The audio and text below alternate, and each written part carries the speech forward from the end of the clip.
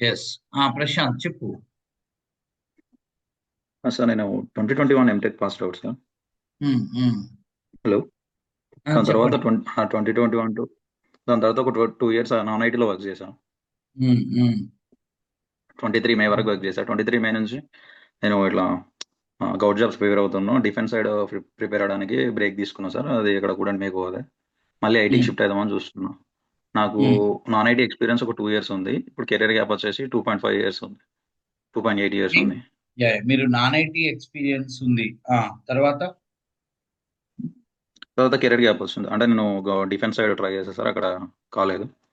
So EC 22. Background నాది. So అక్కడ నేను ఎంబెడెడ్ విఎల్ఎస్ఐ మీద ట్రై చేశాను. సరే, అదే అక్కడ ఇప్పుడు నాకు మీరు జాబ్స్ ఉన్నాయి అనేది. క్లోజ్. ఇప్పుడు అది మరి ఎస్ అది సార్. అది ఆపర్చునిటీస్ అక్కడ ఉన్నాయా లేవా? లేదు సార్, అక్కడ నేను ఇక దాన్ని గివ్ అప్ ఇచ్చేసాను. So coding side career break ఉంది కాబట్టి సో ఐటీ సైడ్ షిఫ్ట్ అయిపోదాం అని చెప్పేసి కోర్స్ కోసం వెతుకుతున్నాను. మీరు సో 100% చూస్తాను. ప్లాన్ చేసుకోండి. కానీ 22 బీటెక్ తర్వాత మీరు చేసిన నాన్ ఐటీ ఎక్స్పీరియన్స్ అనేది మనకు ఎక్కడ కూడా ఐటీలో కన్సిడర్ చేయరు. Okay sir. ఓకే. అది మీరు లైట్ తీసుకోండి.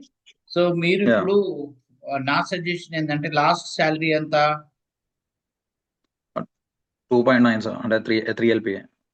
మీరు ఫ్రెషర్ గా వెళ్ళటమే ఇక. మీరు ఓకే. ఎక్స్పీరియన్స్ పెట్టుకోవడం ఎందుకు? ఆల్రెడీ అంటే 22 పాస్టే కదా. 21 సార్, 21 ట్వంటీ ఫస్ట్. వన్ కదా, ఎక్కువ గ్యాప్ లేదు. ఆ నాన్ ఐటీ ఎక్స్పీరియన్స్ టైంలో ఐటీ ఎక్స్పీరియన్స్ పెట్టడం ఇదంతా అవసరం లేదు, వేస్ట్ అని నా ఓకే. ఉద్దేశం. ఫ్రెషర్కి వెళ్ళండి మీరు. Okay sir. ఫ్రెషర్కి వెళ్ళటమే బెస్ట్ నా okay sir. Suggestion. Fresher job guarantee program వచ్చేయండి.